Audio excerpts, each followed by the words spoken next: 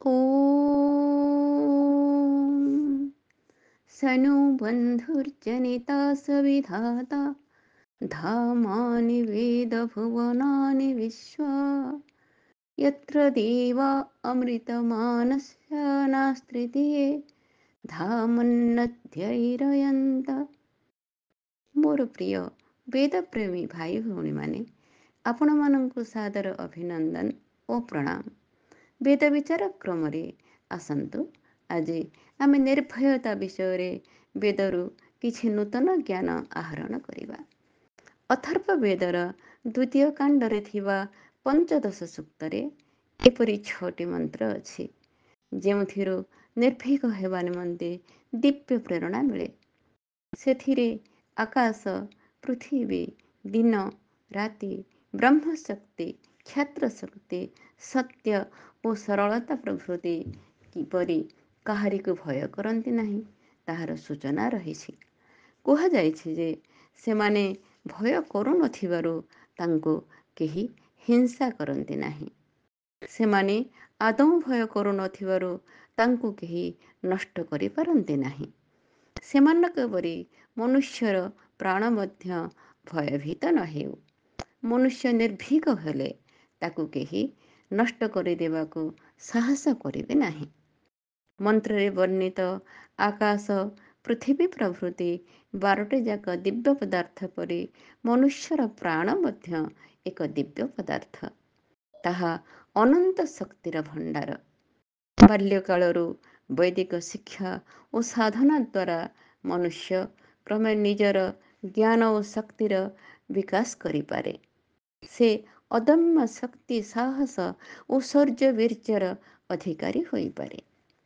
ଜଣେ ଜ୍ଞାନୀ, ଗୁଣୀ, ବଳିଷ୍ଠ, ନିର୍ଭୀକ ବ୍ୟକ୍ତିର ସମ୍ମୁଖୀନ ହେବାକୁ ଶତ୍ରୁ ମଧ୍ୟ ଭୟ କରେ। ସେଥିପାଇଁ କେହି ତାକୁ ନଷ୍ଟ କରିପାରନ୍ତି ନାହିଁ। ଆସନ୍ତୁ ସେହି ମନ୍ତ୍ରଗୁଡ଼ିକର ସ୍ୱରୂପ ଦର୍ଶନ କରିବା। ଅଥର୍ବବେଦ ଦ୍ୱିତୀୟ କାଣ୍ଡ ପଞ୍ଚଦଶ ସୂକ୍ତ ମନ୍ତ୍ର ସଂଖ୍ୟା 1ରୁ 6। ॐ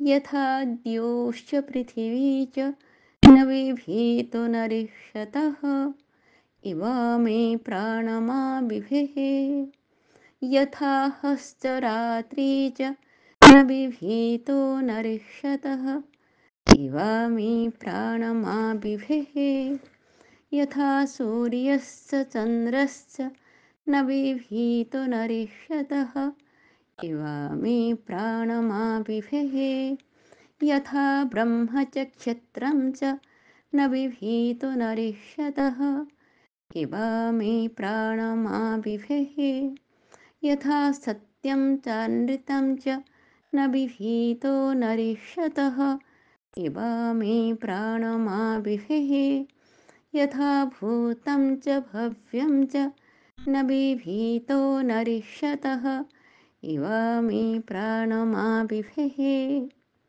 हे ମୋର ପ୍ରାଣ, ତୁମେ ଆକାଶ ଓ ପୃଥିବୀକୁ ଦେଖ।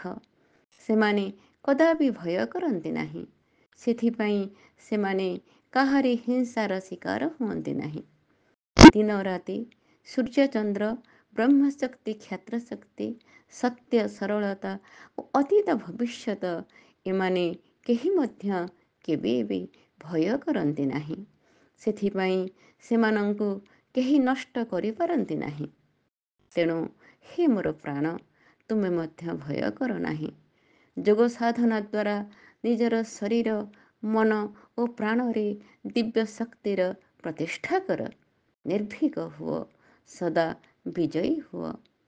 ଓମ୍ ଶାନ୍ତିଃ ଶାନ୍ତିଃ ଶାନ୍ତିଃ।